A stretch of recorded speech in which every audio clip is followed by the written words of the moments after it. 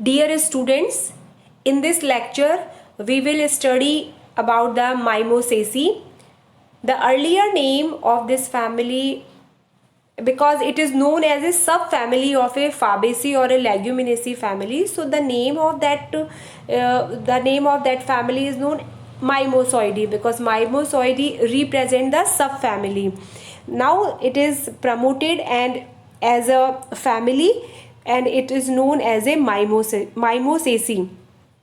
This family, the family of this name, local name, or we can say it is also known as a Acacia family. If we talk about the habit and habitat of this family members, most of the जो family members हैं in this, most of the members इस family के अंदर हैं वो trees होते हैं, like acacia. लेकिन कुछ जो होते हैं वो shrub भी इसमें present है, like mimosa, hemeta. कुछ जो है वो इसमें climbers होते हैं, woody climbers, that Anteda. And but the Neptunia and Mimosa pudica जो कि एक हर्ब है, अकेशिया नाइलोटिका जो कि इस फैमिली का मेंबर है, वो जीरोफिटिक जो है वो कैरेक्टर शो करता है. ऐसे ही नेपचूनिया ओलिरेसिया जो है वो एक हाइड्रोफाइट है. तो इसमें काफ़ी रेंज पाई जाती है इसकी हैबिट और हैबिटाट के अंदर प्लांट्स की इस फैमिली में. लेकिन फिर भी ये जो फैमिली है वो जो है अधिकतर इसके अंदर ट्रीज स्पीशीज ही पाई जाती हैं.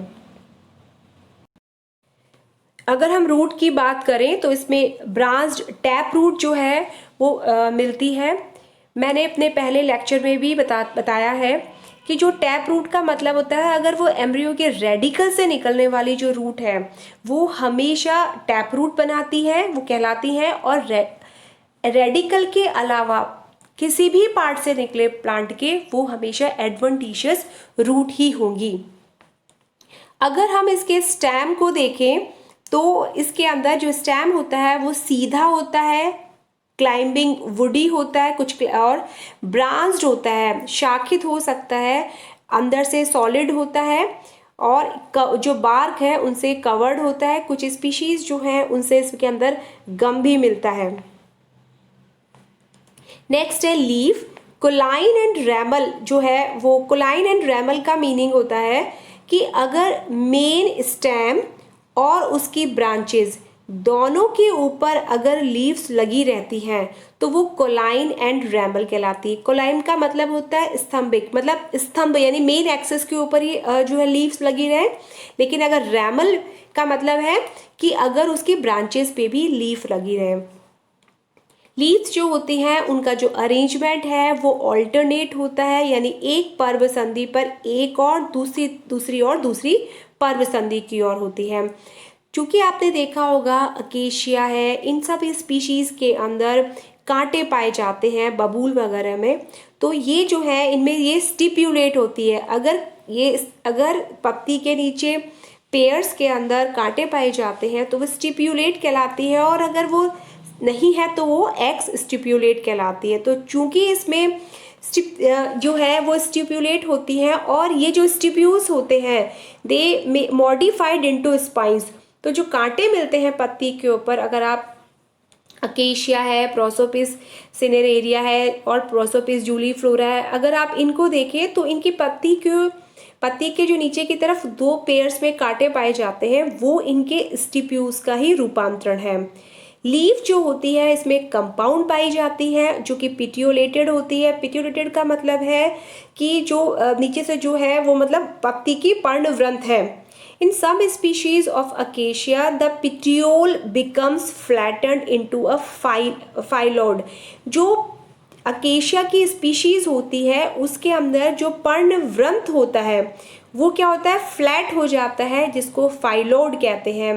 एंड लीफलेट्स फॉल डाउन, और जो लीफलेट इस पे लगी रहती है वो गिर जाती है.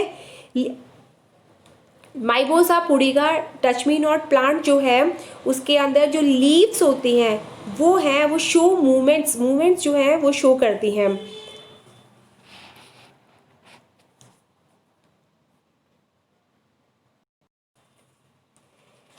ये याद रखिएगा, जो लीफ है उसकी जो बेस होती है वो फूली हुई रहती है, क्योंकि इस पूरी ही इनकी तीनों फैमिली जो है हमारे लेग्यूमिनेसी की जो भी तीनों फैमिली है, सब फैमिली पैप्लियोनेसी, सीजलपिनिएसी और हमारे माइमोसेसी, इन तीनों के अंदर जो नीचे वाला जो आधार होता है पर्णवृंत का, पत्ती का नीचे का डंडी जो है वो फूली हुई रहती है, पल्विनस जो है वो फूला हुआ रहता है। लीफ जो होती है वो कंपाउंड होती है और बाइपिन्नेट होती है। बाइपिन्नेट का मतलब है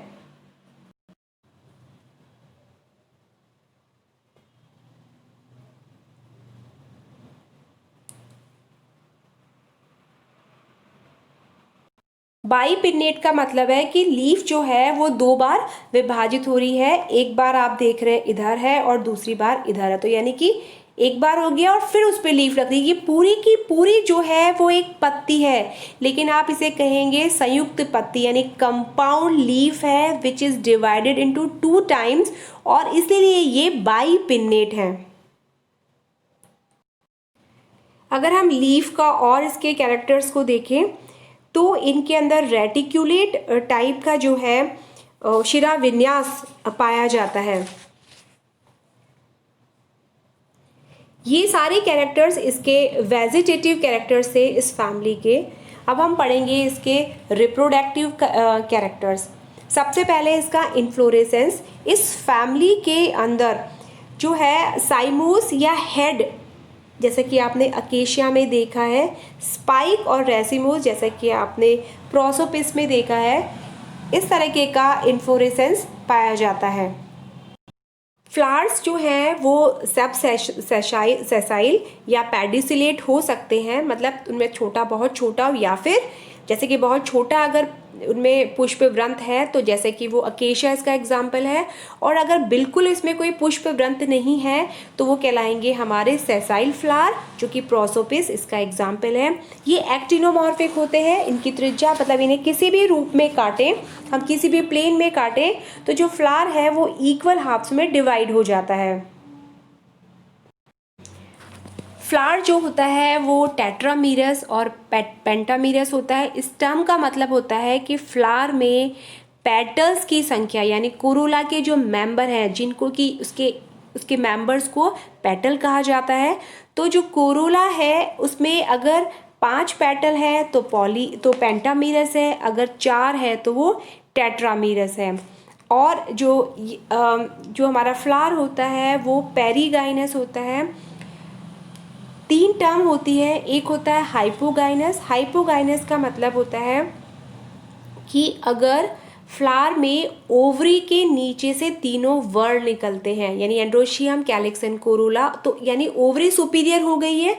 अगर ओवरी सुपीरियर हो गई है तो ये जो कंडीशन होती है, हम फ्लावर के लिए अगर बोले तो फ्लावर जो है वो हाइपोगाइनस है।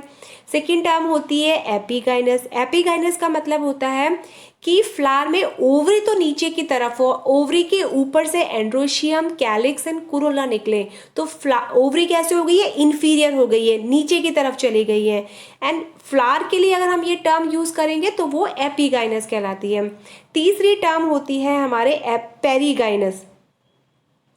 जो पेरीगाइनस होता है उसके अंदर क्या होता है कि वो पैरेलल, आप समझिए कि उसकी जो उसमें क्या है, ओवरी हाफ इन्फीरियर बोल सकते हैं हम उसे, या हम हाफ सुपीरियर बोल सकते हैं। ये जो कंडीशन होती है इस तरह में, यहाँ पे ये ओवरी है तो यहाँ से जो है वो एंड्रोशियम है आपका, और आपके जो है कैलिक्स एंड कोरोला वो निकल रहे हो, तो इन दैट कंडीशन जो फ्लावर है वो जो ओवरी है वो तो हाफ इन्फीरियर कह सकते हैं या उसे हाफ सुपीरियर कह दीजिए, और जो फ्लावर है वो पेरीगाइनस कहलाता है।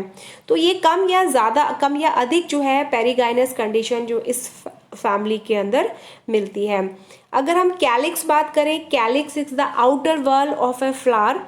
5 उसमें सेपल्स होते हैं, सब जुड़े हुए रहते हैं। वेलवेट और इम्ब्रिकेट है, मैंने पहले भी अपने लेक्चर में बताया। वेलवेट का मतलब होता है एक सेपल दूसरे सेपल के जो किनारे हैं वो आपस में बिल्कुल आमने सामने होते हैं, वो जो हैं वो आगे पीछे ऊपर नीचे नहीं होते हैं। या फिर इम्ब्रिकेट टाइप का हो सकता है। इम्ब्रिकेट टाइप का मतलब ये है कि जो इसके अंदर एक जो जो सेपल होगा वो पूरा अंदर होगा, उसके दोनों किनारे अंदर होंगे दूसरे सेपल के तुलना में। जैसे कि अगर मैं ये कंडीशन बताऊं तो ये जो है वो पूरा बाहर है, ये 3 1 2 3, ये अगर मैं कंडीशन देखती हूँ तो आप इनके किनारे देखिए ये पूरा, और एक जो है वो इस तरह की कंडीशन होगा। अब आप देखिए इस कंडीशन में ये एक दोनों किनारे इसके क्या है, दूसरे वालों से बाहर की तरफ है, इसके दोनों किनारे अंदर है। और ये जो 1 2 एंड जो 3 मैं आपको बता रही हूँ, ये तीनों के एक, ये क्या है, ट्विस्टेड कंडीशन में है। तो जब एक पूरा अंदर हो, एक पूरा बाहर हो और 3 अंदर बाहर हो, तो that condition is known as imbricate. Green होते हैं ये जो सैपल्स हैं, जनरली ग्रीन होते हैं, पर अकेशिया नाइलोटिका के अंदर ये पेटेलॉइड होते हैं। पेटेलॉइड का मतलब है जैसा पेटल्स का कलर है उसी कलर के जो हैं वो होते हैं। पेटल्स किसके पार्ट है, पेटल्स यूनिट है कोरोला की। Now next we will study corolla. जो कोरोला है उसमें भी पेटल्स जो होते हैं वो 5 होते हैं, पॉलीपेटलस या गैमोपेटलस दोनों ही। वैसे तो ये जनरली इसमें गैमो पेटलस ही मिलती है, लेकिन अकेशिया में ये है पॉलीपेटलस हो सकती हैं। और ये वेलवेट मिलता है एस्टिवेशन। वेलवेट का मीनिंग है कि आपके 1 2 3 4 5 पाँचों जो है ना अंदर है ना बाहर है, बिल्कुल आमने सामने है।